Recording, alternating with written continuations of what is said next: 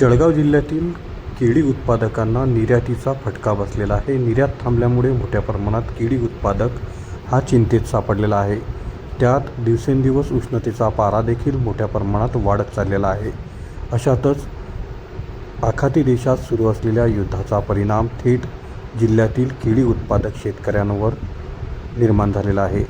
वाढत्या उष्णतेचा फटका आणि निर्यात थांबल्याने केळी उत्पादक प्रचंड प्रमाणात चिंतेत सापडलेला आहे।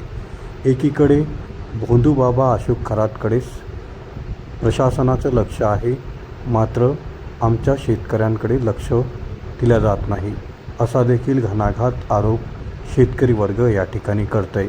त्यामुळे भोंदूबाबा अशोक खरातकडे लक्ष न देता आमच्याकडे देखील लक्ष द्या, अशी विनंती शेतकरी वर्ग या ठिकाणी निर्यात थांबल्यामुळे शेतकरी करताय।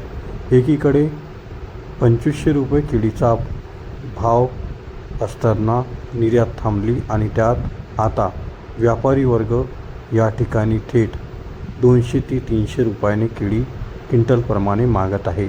त्यामुळे करावं काय? लावलेला खर्च देखील या ठिकाणी आमचा निघणे कठीण झालेला आहे। पाहूया या संदर्भात शेतकऱ्यांच्या नेमक्या काय व्यथा आहेत, शेतकरी काय म्हणतायत। आपल्या शेतीला 400-500 रुपयाचे भाव आहे, याच्यात परवडत नाही। 2000-1500 रुपये केळीला भाव पाहिजे। निर्यात थांबल्यामुळे कोणी घ्यायला व्यापारी तयार नाही होत आहे। माल निर्यातचं या युद्धामुळे भरपूर नुकसान शेतकऱ्याचं आहे, कोणाचं नुकसान नाही। शेतकऱ्याकडे सरकारनं लक्ष दिलं पाहिजे, त्यांच्या भावाचं काहीतरी हे पाहिजे। केळी भावासाठी तर काहीच हमी भाव काहीच नाही हो। कधी कधी 200 रुपयात मागतात शेतकरी आपला व्यापारी, तर त्याला हे 200 रुपयानं 400 रुपयात काय माल देणार आपण?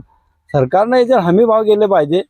कोणत्याही याचे शेतकऱ्याच्या मालाचे हमी भाव पाहिजे, तरच परवडेल, नाहीतर शेतकरी आत्महत्या करेल। याच्यावर काहीच पर्याय नाही शेतकऱ्याकडे। हे निर्यात जे आहेत आणि युद्ध कुठेतरी थांबलं पाहिजे असं वाटतं। युद्ध थांबलं पाहिजे, निर्यात चालू झाले पाहिजे, निर्यात नकोच पाहिजे।